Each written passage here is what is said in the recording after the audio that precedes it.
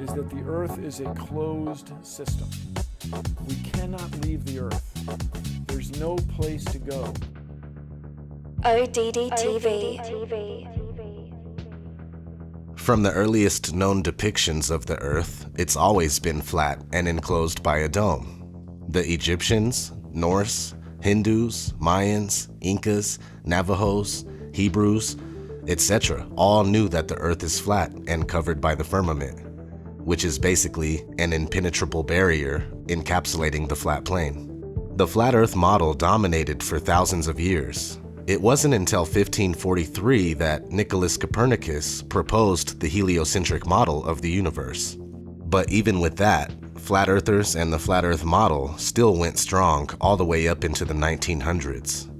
We see proof of that with books like Zetetic Cosmogony by Thomas Winship, published in 1899, Terra Firma, The Earth Not a Planet, Proved from Scripture, Reason, and Fact by David Wardlaw Scott, published in 1901, or even Kings Dethroned by Gerard Hickson, published in 1922, where the author details all of the problems with heliocentrism and the mistakes made by people like Copernicus, Einstein, Newton, Kepler, etc.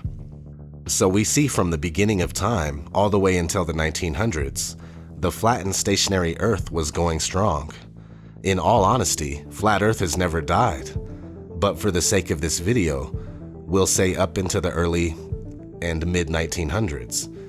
In a magazine from August 1931 called Popular Science, explorer Auguste Piccard went on record stating, "It seemed a flat disk with an upturned edge after ascending 10 miles high on a balloon." 10 miles is only a little over 50,000 feet. Today, we have balloons going up to 121,000 plus feet, which is almost 23 miles, and the Earth still shows nothing but flatness. Not to mention, the horizon remains at eye level at that height, something that would not be possible if the Earth was a sphere. Mainstream science says that curvature becomes visible at 35,000 feet. It simply is not so. Now let's run through another timeline, the timeline of trying to hide the flat Earth. Now we're going to exclude Copernicus here. We know that heliocentrism, spinning ball Earth, has been pushed since the 1500s, but it wasn't until the 1900s that moves were made to hide the true shape and nature of the Earth. In fact, they started programming us in 1912, before Earth's shape was even proven, supposedly. With the founding of Universal Pictures, we have been shown a spinning globe before every movie by that company for over 100 years. But anyway, that started in 1912, and we kept cruising, and in 1946, we have Operation High Jump, where an expedition to Antarctica was led by Admiral Richard E. Byrd. They say they went to Antarctica to train, test equipment, and test the possibilities of establishing and maintaining military research bases. They claim to have charted the Antarctic coastline during this time. Who knows what else they found? Fast forward a little bit. 1955, Operation Deep Freeze. This is just an expansion of High Jump, where more research bases are added to Antarctica. Fast forward a little more, 1958.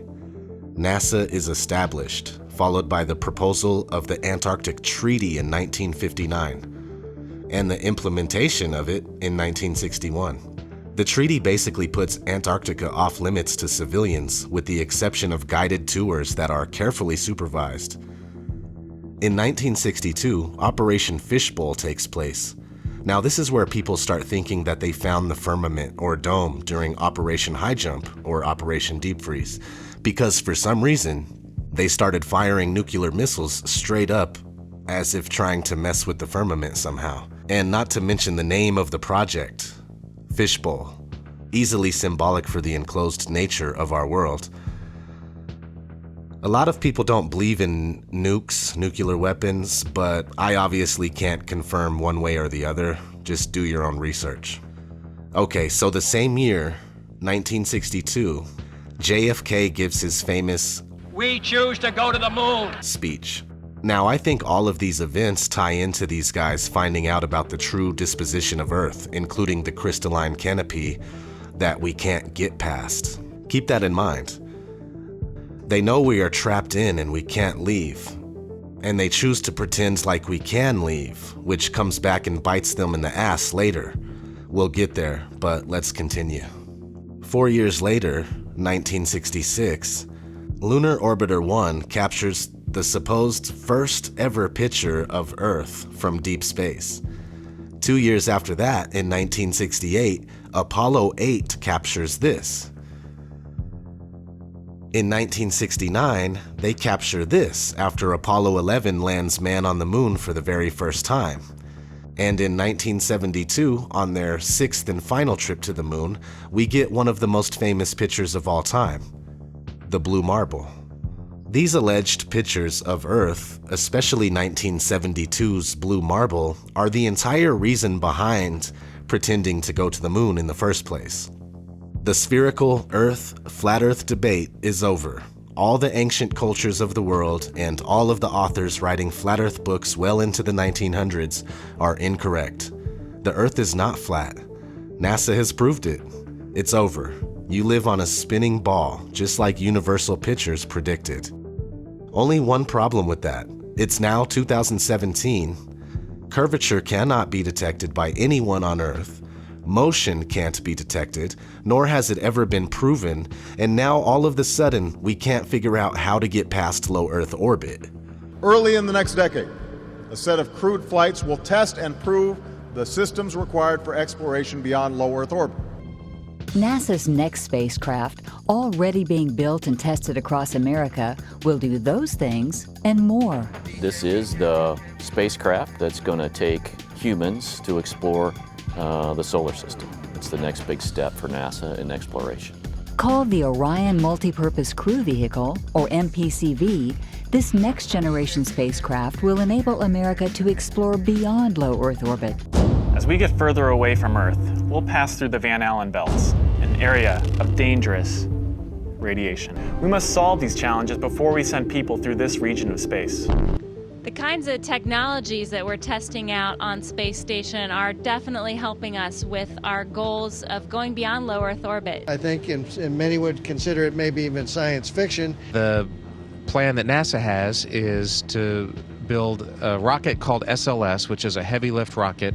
It's something that is much bigger than what we have today, and it will be able to launch the Orion capsule with humans on board, as well as landers or other components to destinations beyond Earth orbit. Right now, we only can fly in Earth orbit. That's the farthest that we can go. And this new system that we're building is going to allow us to go beyond and hopefully take humans into the solar system to explore. So the moon, Mars, asteroids, there's a lot of destinations that we could go to, and we're building these building block components in order to allow us to do that eventually.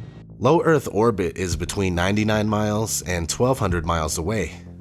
So we'll say that we can't get past 1,200 miles, and that's a big problem because the moon, according to the heliocentric model, is about 237,000 miles away. Now that's a big difference. Why was it so easy to go to the moon 6 times between 1969 and 1972, but we can't go even 1% of that distance now in 2017? Yeah, 1%. We can't even go 1% of that distance. Of course, they blame it on the idea of a radiation belt, but the truth is that the Van Allen belt is a cover story for the firmament. We live on a flat plane inside of an enclosed structure. It has always been this way, and it will always be this way. The ridiculous notion of us living on a spinning ball darting through infinite space is very new on the complete timeline of mankind. And at the rate things are going, it won't be around much longer. The deception of heliocentrism will have been a very short-lived attempt at removing man from his and her divine nature. This is ODD TV. Thanks for watching.